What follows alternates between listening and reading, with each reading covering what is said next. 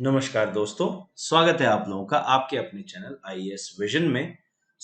हमारी इस polity series में ये तीसरा सेशन है और इसमें हम लोग बात करेंगे टाइप्स ऑफ मेजॉरिटी के बारे में, या हम यूं बात करें बहुमत के बारे में। बहुमत क्या होती है, कितने प्रकार की होती है, मेजॉरिटी जिसे कहते हैं, हमारे कॉन्स्टिट्यूशन के अनुसार कहाँ कहाँ उसे यूज किया जाएगा, इन सब पे हम लोग चर्चा करने वाले हैं। और आज हम लोग समझेंगे एब्सोल्यूट, सिंपल, इफेक्टिव और स्पेशल मेजॉरिटीज के डेप्थ में। अगर मैं एब्सोल्यूट मेजॉरिटी की बात करूं तो एब्सोल्यूट शब्द ही है जो कि है एक तरीके से फिक्स्ड।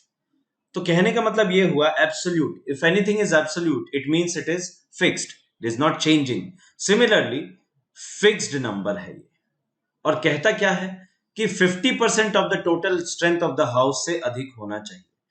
कि 50% जो हाउस है उसकी जो 50% स्ट्रेंथ है उससे ज्यादा होना चाहिए। अगर हम लोकसभा की बात करें तो उसमें नंबर है 543। अब 543 का अगर हम लोग 50% करें तो वो कहीं ना कहीं 271.5 आता है। तो कहने का मतलब 272 एंड 272 प्लस आपका मैजिक नंबर है, जो कि गवर्नमेंट बनाने के काम में भी आता है। राइट? किसी भी पार्टी को अगर गवर्नमेंट बनानी है तो लोकसभा में जितनी सीट्स हैं उसमें अगर 272 प्लस है तो उनकी मेजॉरिटी गवर्नमेंट आ जाएगी। अदरवाइज इस नंबर को पहुंचने के लिए उन्हें फिर कोएलिशन की तरफ जाना पड़ेगा। ये प्रेसिडेंट एंड वाइस प्रेसिडेंट के इलेक्शंस में भी बहुत ज्यादा काम में आता है। तो एब्सोल्यूट मेजॉरिटी एक फिक्स नंबर है, और अगर हम अपने इंडियन पार्लियामेंट के हिसाब से देखें तो 272 is that magic number. Simple majority, simple majority का मतलब है, एकदम आसान भाषा में अगर हम लोग कहें, कि जितने भी लोग प्रेजेंट हैं और जितने भी वोट कर रहे हैं, जितने भी लोग प्रेजेंट हैं और वोट कर रहे हैं, उसके हाफ से ज्यादा, मोर देन हाफ। हाफ तो मतलब उस नंबर को रीच कर लेंगे, मोर देन हाफ। जैसे अगर मैं एक एग्जांपल दूं तो हमारे 543 मेंबर्स हैं टोटल, उसमें से मान लीजिए 400 लोग ही प्रेजेंट हुए। कारण, बहुत सारे कारण हो सकते हैं साहब। कोई बीमार है, किसी को कुछ काम है, कॉन्स्टिट्यूएंसी में वर्क है, so many things can happen. तो 400 लोग प्रेजेंट हैं, उसमें से 100 लोग एब्सटेन कर रहे हैं खुद को वोटिंग करने से। एब्सटेन का मतलब ये वोट नहीं करना चाहते। कोई बिल पास हुआ, कोई मोशन पास हो रहा है, तो उस मोशन के ना वो फेवर में ना वो अगेंस्ट में, तो उनको पूरा हक है एब्सटेन करने का। तो अगर हम लोग सिंपल मेजॉरिटी की बात करें तो ये नंबर कब रीच होगा? ये नंबर का मिनिमम जो रीचमेंट होगा, जहां से शुरुआत होगी सिंपल मेजॉरिटी प्लस, तो इट विल बी कितने प्रेजेंट हैं एंड वोट कर रहे हैं, प्रेजेंट एंड वोटिंग। तो 400 में 400 प्रेजेंट है, 100 रुक रहे हैं, एब्सटेन कर रहे हैं, मतलब 300 वोट कर रहे हैं। उसका 50% मतलब कि 150 प्लस, यानी कि इसके लिए जो नंबर है 151।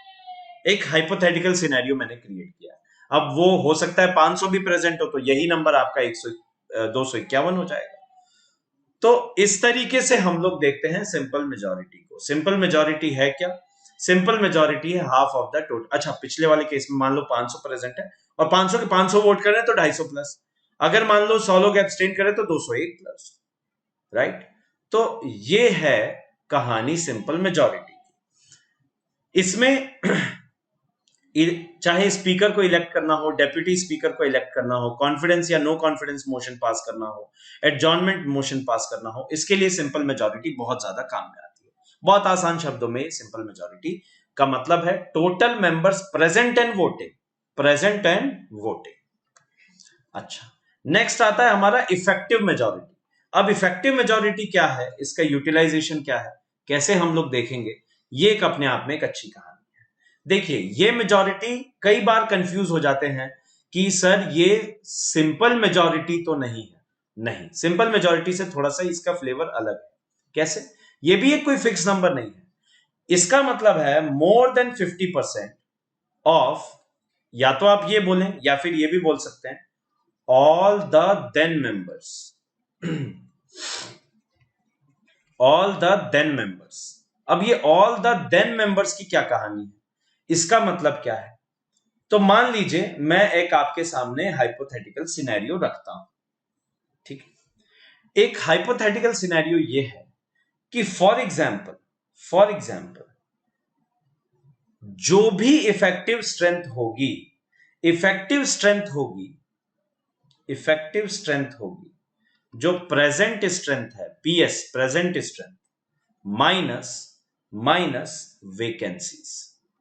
अब वैकेंसीज क्या है, ध्यान रखना एब्सटेनिंग मेंबर्स इसमें काउंट नहीं होंगे। कहने का मतलब है एब्सटेनिंग मेंबर्स का जो मत है वो काउंट नहीं होगा, उनका नंबर काउंट होगा। Even the abstaining members are considered. कैसे, आइए जरा मैं समझाता हूं आपको। मान लीजिए एक हाइपोथेटिकल सिनेरियो है कि 400 टोटल स्ट्रेंथ है ना, टोटल स्ट्रेंथ मान लो 500 कर दो। मान लो हाइपोथेटिकली किसी भी हाउस का 500 स्ट्रेंथ है, थोड़ा सा इजी बनाने के लिए, नंबर्स इजी क्रंच करने के लिए। उसमें से 400 लोग प्रेजेंट हैं, ठीक है भाई, उसमें से 400 लोग जो हैं वो प्रेजेंट हैं 400 लोग। अगर 400 लोग प्रेजेंट हैं, अगर मान लीजिए 400 लोग प्रेजेंट हैं, तो उसमें से 50 लोग मान लीजिए डिस्क्वालिफाइड हो गए, 50 लोग डिस्क्वालिफाइड हो गए। अब 50 लोग कह रहे हैं डिस्क्वालिफाइड हो गए, बहुत सारे ग्राउंड्स हैं, more than 2 years of jail, है ना, लालू प्रसाद यादव जी का केस देख लीजिए, more than 2 years of jail. या फिर इन्होंने होल्ड किया कोई profit office, right, profit office hold किया हो, या फिर ये जैसे कॉलेजेस हुए, स्कूल्स हुए, तो ये प्रॉफिट ऑफिस हुए, है ना, या फिर इनका सिटीजनशिप चेंज हो गया हो, तो इन ग्राउंड्स पे डिस्क्वालीफाई कर दिया जाता है, ठीक है।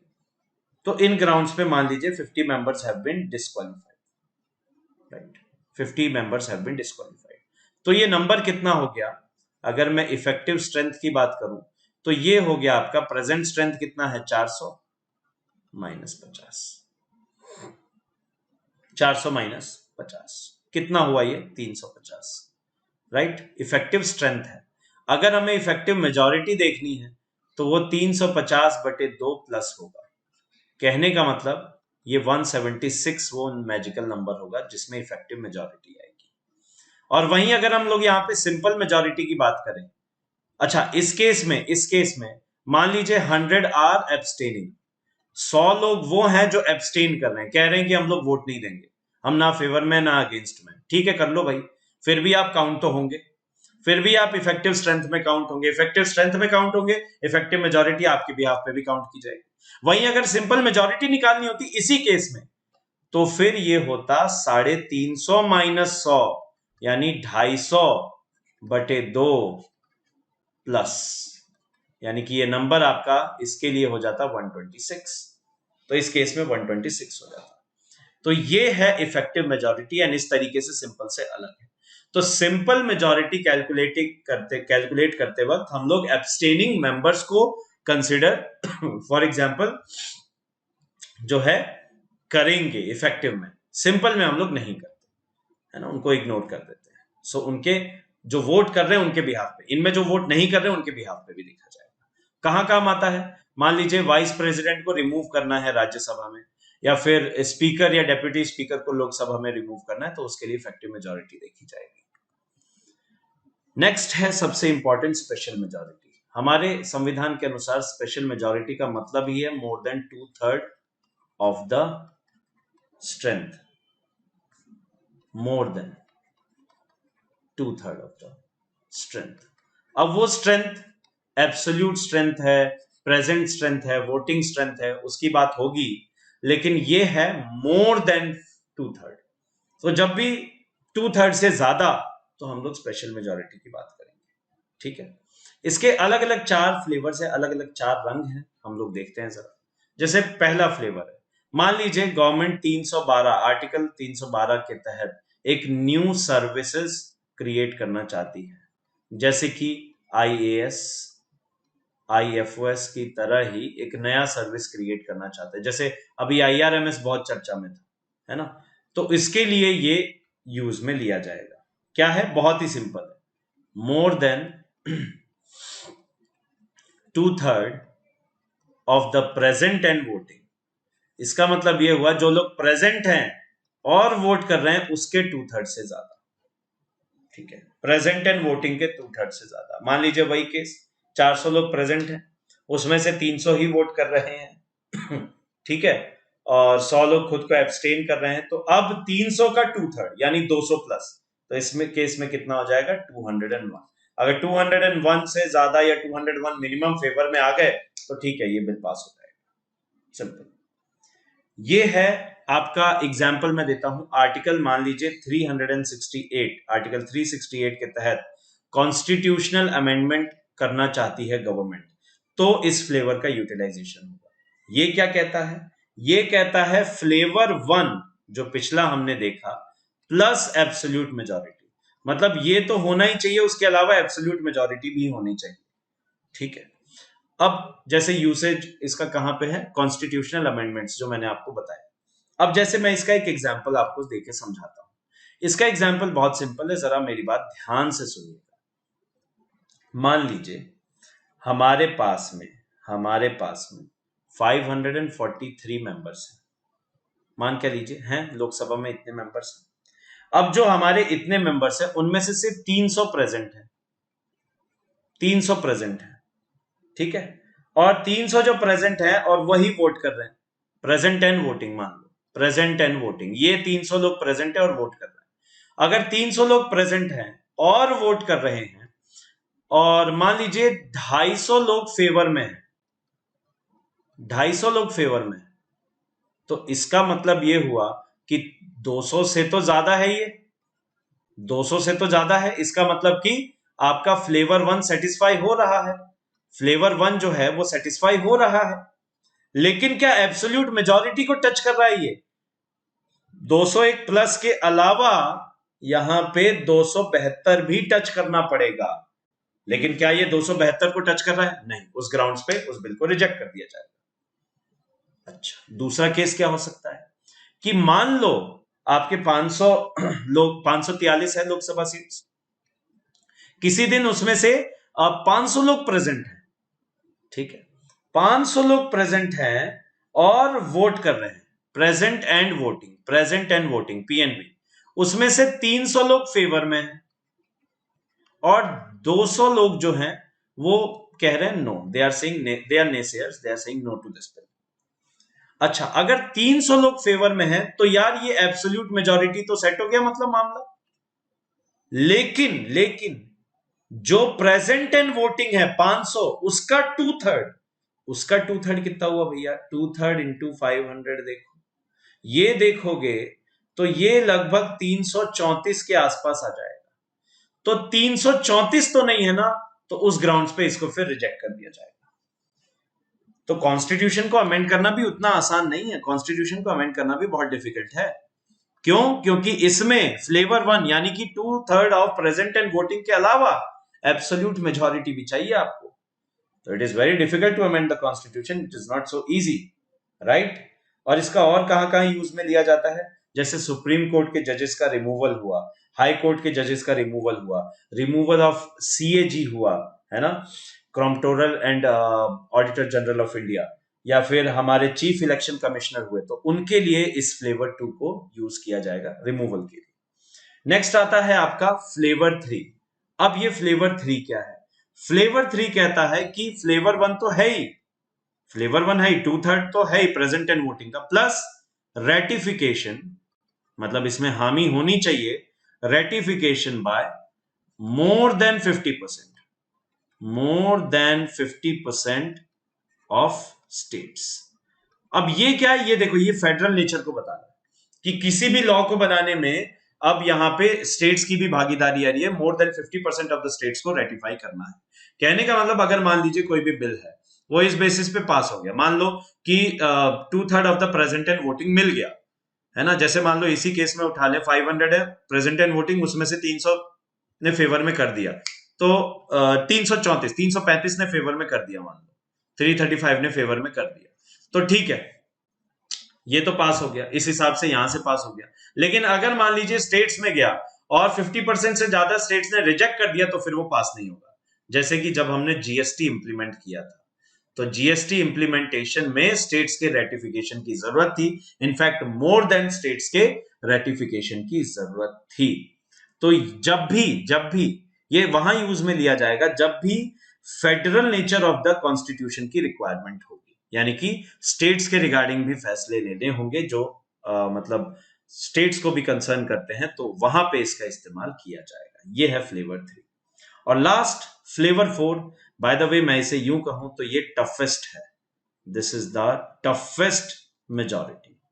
इसको अचीव करना बहुत ही ज्यादा टफ है। इसके टफ होने के पीछे कारण यह है कि देखो यार, एक तो हम लोग जब भी स्पेशल की बात करते हैं तो स्पेशल का मतलब मायने बहुत ज्यादा इंपॉर्टेंट हो जाता है, 2/3, है ना। 2/3 इसका मामला बहुत ज्यादा इंपॉर्टेंट है। और इसी के बिहाफ पे जो हम लोग देखते हैं, जैसे मान लीजिए हमें प्रेसिडेंट ऑफ इंडिया को इम्पीच करना है, we have to call him, हम लोग खुश नहीं है, मान लीजिए हमें इम्पीच करना है प्रेसिडेंट ऑफ इंडिया को, तो ये कहता है कि उसके लिए आपको, इसके लिए आपको 2/3, ध्यान से सुनिएगा, 2/3 of the total membership of the house, total membership का 2/3। कहने का मतलब 543 है, उसका 2/3 जब आप देखोगे तो वो आपका कितना हो जाएगा, 362। तो 362 प्लस वोट्स होने, यानी मिनिमम 363 अगर है तो फिर इंपीचमेंट हो जाएगा। ये टफेस्ट मेजॉरिटी है, बहुत ज्यादा टफ मेजॉरिटी है ना। आर्टिकल 61 के अंदर अगर आप इंपीचमेंट ऑफ द प्रेसिडेंट करना चाहते हैं तो this is the one. So I hope आपको ये all these types of majorities अच्छे से समझ में आ गई हो और आपने इसका पूरा का पूरा एक यूसेज का भी फ्लेवर ले लिया हो, और सबसे स्पेशल थी स्पेशल मेजॉरिटी ऑफ कोर्स। तो I hope it is clear. Thank you so very much.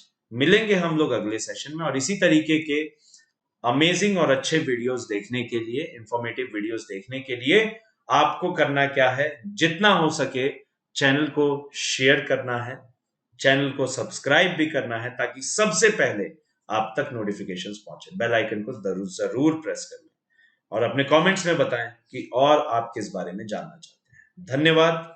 जय हिंद।